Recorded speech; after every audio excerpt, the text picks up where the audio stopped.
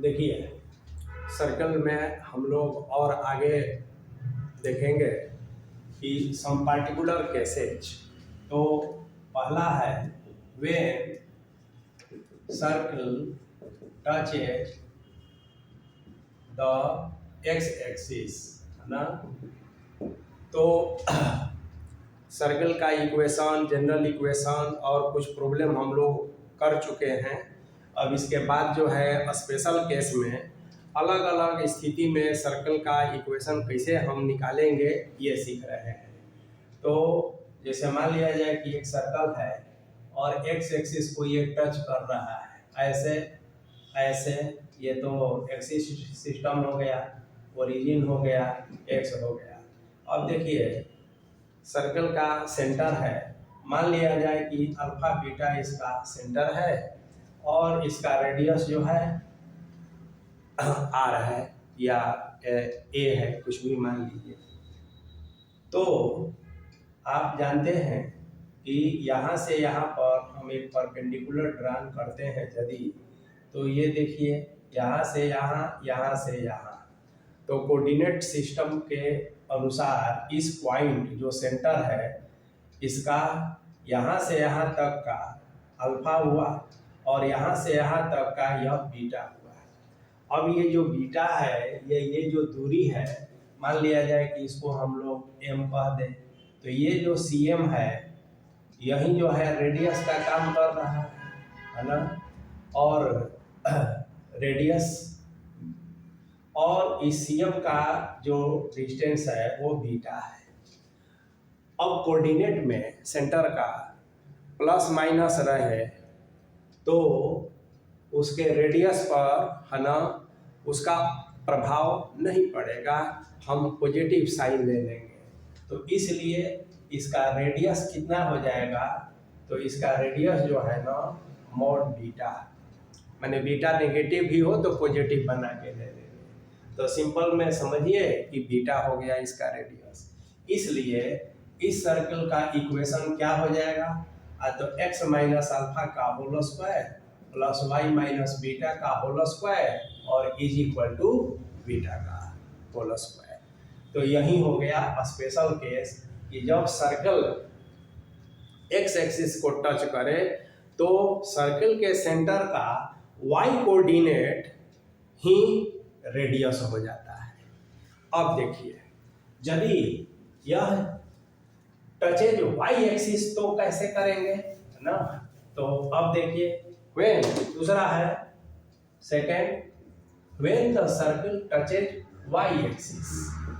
तो हम एक सर्कल ऐसा बनाते हैं, ये y एक्सिस ऐसा लेते हैं, फिर x एक्सिस कहीं यहाँ ले लेते हैं, ये x हो गया, y हो गया, फिर उसी तरह से इसका सेंटर अल्फा बीटा ले लेते हैं।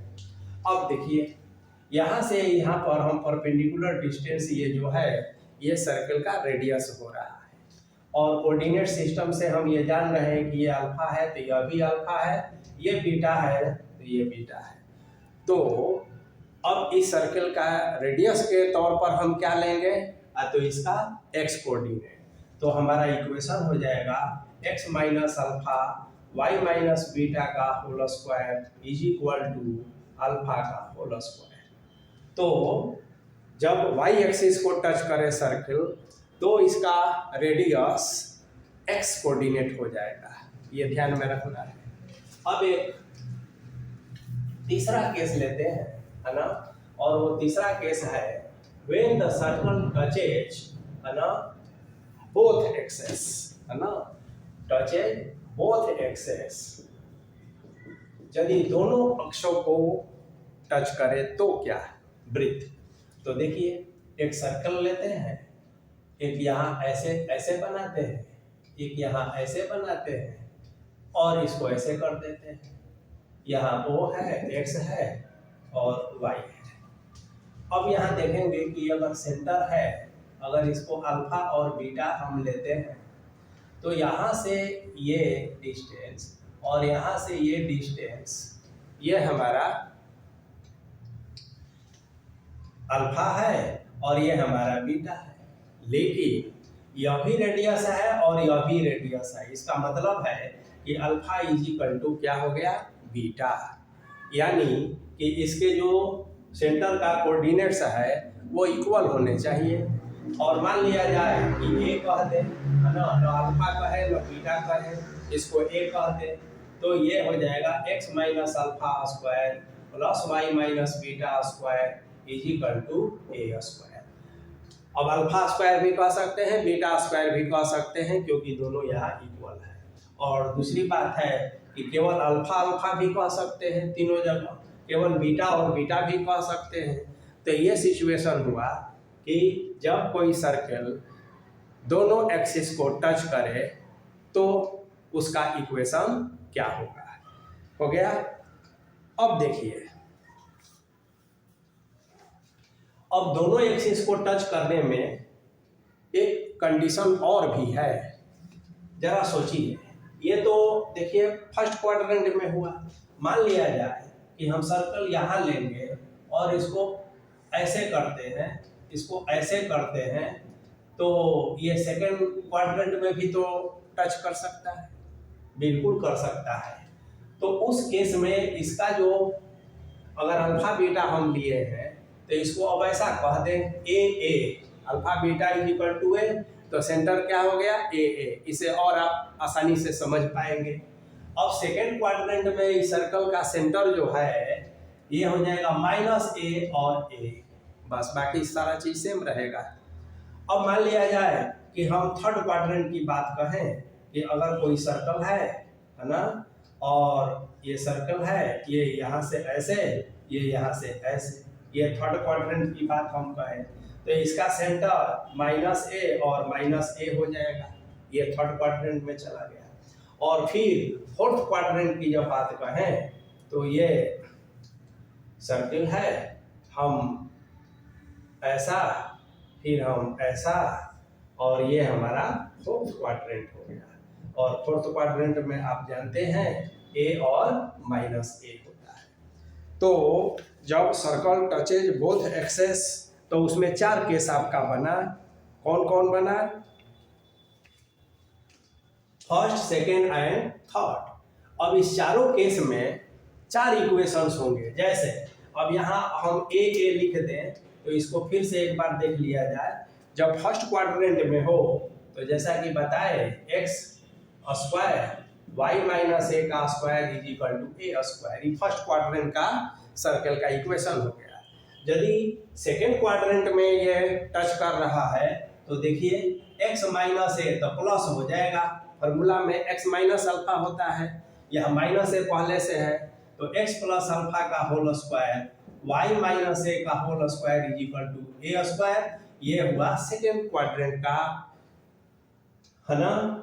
और थर्ड क्वाड्रेंट में अब ये हो जाएगा थर्ड क्वाड्रेंट का x प्लस ए का whole square y plus a का whole square is equal to a square, तो ये थर्ड क्वाड्रेंट का हो गया। और वैसे ही फोर्थ क्वाड्रेंट में जब सर्कल टच करे तो उसका इक्वेशन क्या हो जाएगा, तो x माइनस ए का whole square plus y plus a का whole square is equal to a square. तो इस तरह से आपको ध्यान में रखना है, ये स्पेशल केस है। अब हम लोग कुछ प्रॉब्लम देखेंगे तेजी से। मान लिया जाए कि इससे रिलेटेड एक क्वेश्चन हम लेते हैं, जैसे find the equation of circle which touches the two coordinate axes, two या खाली कोऑर्डिनेट लिख दीजिए, two coordinate axes at a distance a from the origin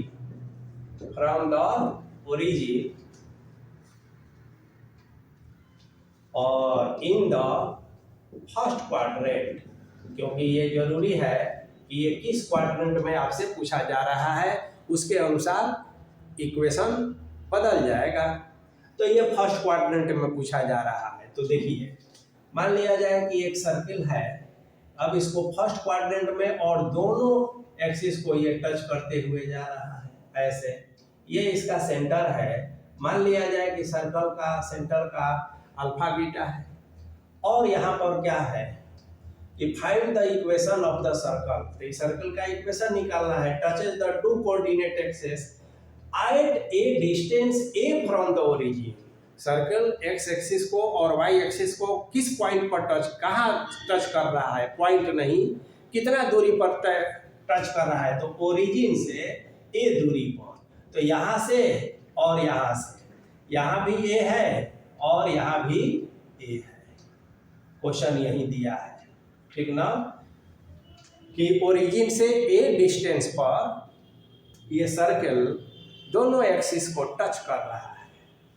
अब इसका अल्फा बीटा यदि सेंटर है तो जरा देखिए, यहाँ से यहाँ तक आप डालते हैं तो ये बीटा होता है, यहाँ से यहाँ तक डालते हैं तो ये अल्फा होता है। अब आप देखेंगे कि अल्फा और बीटा रेडियस का काम कर रहा है। अब जब और देखेंगे आप तो ये अल्फा क्या है, ए है, देखिए फिगर से, और ये बीटा क्या है, यह भी ए है। इसलिए सर्किल का इक्वेशन क्या होता है, x माइनस अल्फा का whole square y minus beta का whole square is equal to a square या आर स्क्वायर। तो आर कह देते हैं क्योंकि ये पहले से दिया हुआ है। तो x माइनस है ना अल्फा, तो a square plus y minus a square is equal to, अब देखिए अल्फा का है बीटा, अल्फा का है बीटा का है, रेडियस दोनों कह सकते हैं, और दोनों चूंकि इक्वल है और ए के बराबर है तो कोई भ्रम न हो तो हम ए स्क्वायर कहते हैं। यानी कि जो डिस्टेंस लिया गया है जितना दूरी पर, ठीक है ना, अब इसे कई एमसीक्यू ऑब्जेक्टिव क्वेश्चंस अराइज हो सकता है, तो जितना दूरी पर एक्स एक्सिस को सर्कल टच करता है वही दूरी उसका रेडियस भी हो जाता है। तो इस तरह से इस सवाल को ऐसे बनाएंगे, फिर ऐसे सवाल को और प्रैक्टिस करेंगे। चलिए अब एक हम लोग आगे क्वेश्चन और देखेंगे।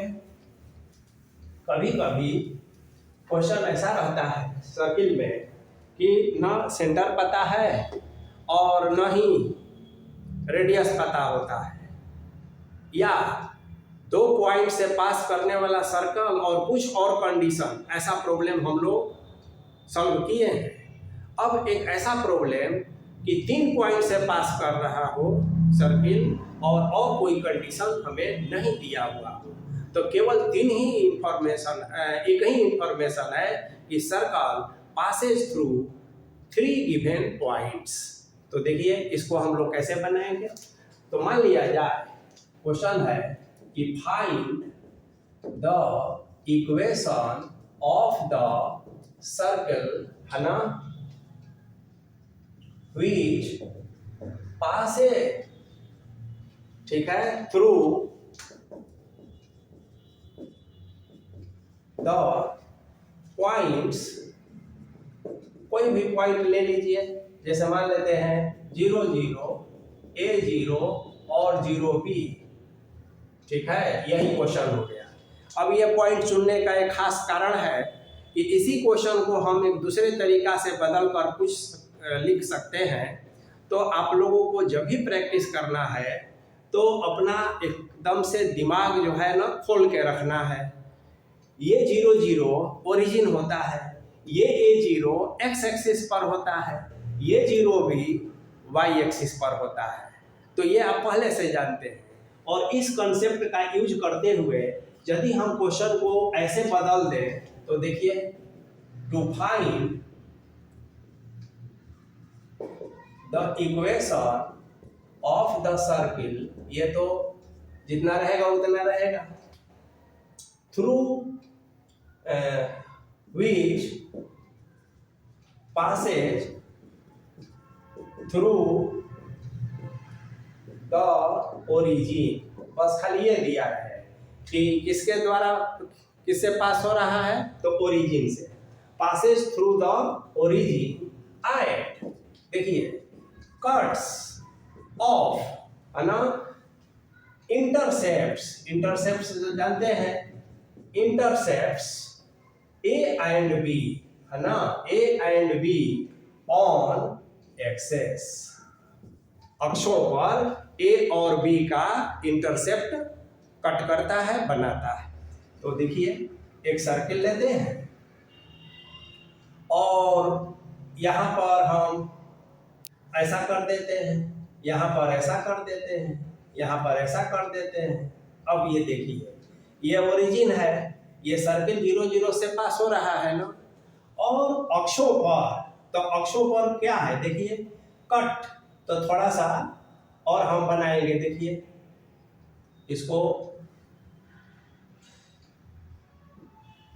ये वाई एक्सिस पर थोड़ा क्लियर नहीं है, तो और इसको ऐसे सर्किल ले लिया जाए। एक सर्किल है, यहाँ से ये हुआ, ये हुआ, अब क्लियर हो गया। तो ये ओरिजिन हो गया, और देखिए एक्स एक्सिस पर जो सर्कल कट कर रहा है, तो ये कट यहाँ से यहाँ तक हुआ, तो ये कितना है, ए है। वाई एक्सिस पर जो कट कर रहा है, तो यहाँ से यहाँ कितना हुआ, बी है। अब आप देखिए, बस इतना ही इंफॉर्मेशन था। तो ओरिजिन से पास करें और दोनों ही एक्सिस पर ए और बी का इंटरसेप्ट्स बनाए, तो इंटरसेप्ट्स हो गया। अब यहाँ से यहाँ तक ए है, तो आप जानते हैं कि एक्स एक्सिस का वाई कोऑर्डिनेट 0 होता है, तो ये हो गया ए 0, इसका होता है 0 बी। अब ये हमारा पॉइंट्स हो गया 3 पॉइंट्स। अब इसी को क्वेश्चन बदल कर हुआ कि 3 बिंदुओं से पास करने वाले वृत्त का समीकरण निकालें। तो ये समझ गए। चलिए अब इसको हम लोग निकालने का तरीका देखेंगे, बहुत आसान है। देखिए, आप नहीं जानते हैं कि सर्किल का इक्वेशन क्या है और कैसे निकालेंगे, चूंकि रेडियस तो और सेंटर निकल नहीं सकता है, तो जनरल इक्वेशन लिखेंगे। लेट, है ना, the equation of the circle, general equation of the circle, x square y square 2gx 2fy plus c equal to 0 एक नंबर कह देंगे। अब देखिए ये तरीका है कि यह 0 0 से होकर पास कर रहा है, तो circle 1 passes through the point 0 0, so the point 0 0 satisfy the equation 1। तो जहाँ जहाँ x है वहाँ 0 रख देंगे, 0 रख देंगे, 2g 0 रख देंगे, 2fy 0 रख देंगे, प्लस c इक्वल टू 0 कह देंगे। और देखिए ये सब c बराबर 0 हो गया। चलिए अब आइए, a0 भी इसको सेटिस्फाई करेगा क्योंकि सर्कल इसे भी पास हो रहा है। अब जहाँ जहाँ x है इसको 1 नंबर मान, 2 नंबर मान लीजिए। तो जहाँ जहाँ x है तो a लिखेंगे a स्क्वायर, y 0 हो जाएगा, 2ga plus 2fy y 0 plus c equal to 0, यानी a स्क्वायर प्लस 2ga, ये तो 0 हो गया, और प्लस c बराबर 0, ये नंबर 3 हुआ। और वैसे ही अब 0b, तो 0b कहेंगे, तो देखिए, तो जहां जहां x है वहां क्या कह देंगे, 0, y को b कह देंगे, 2g 0 2fy b plus c equal to 0, यानी b स्क्वायर प्लस 2fb, है ना, प्लस c इक्वल टू 0, ये नंबर 4 हो गया। अब देखिए c तो 0 आ चुका है पहले ही, तो इससे हम क्या कहेंगे, a square plus 2ga equal to 0 हो गया, और दूसरा b square plus 2fb equal to 0 हो गया, क्योंकि c 0 है हमारा। दिस इम्प्लाई दैट a, देखिए कॉमन हो गया, तो a plus 2g equal to 0, b plus 2f equal to 0। अब क्या चाहिए आपको, तो आपको चाहिए कि f और g का वैल्यू कितना आए, आपको ये निकालना है। अब इसी दोनों इक्वेशन से आप सॉल्व करके f और g का वैल्यू निकाल लेंगे। सी का वैल्यू ऑलरेडी 0 आया हुआ है, और इस तीनों वैल्यू को इस इक्वेशन में पुट कर दीजिए। एक्स स्क्वायर को कुछ नहीं करना है, वाई स्क्वायर को वाई स्क्वायर रखेंगे क्योंकि ये करंट पॉइंट है। 2g, तो g का वैल्यू आया है उसको रख दीजिए, x वैसे ही रखेंगे। 2f, f का वैल्यू पुट कर दीजिए, y वैसे ही रहेगा, और c का वैल्यू 0 कर दीजिए। तो वही आपका रिक्वायर्ड इक्वेशन हो गया जिसे आप निकालना चाह रहे हैं। तो ऐसे ढेर सारे क्वेश्चंस का प्रैक्टिस आप लोग करेंगे, तो फिर हम लोग नेक्स्ट क्लास में सर्किल को लेकर कुछ और इम्पोर्टेंट जो डिडक्शन है और कुछ प्रॉब्लम हम लोग देखिए।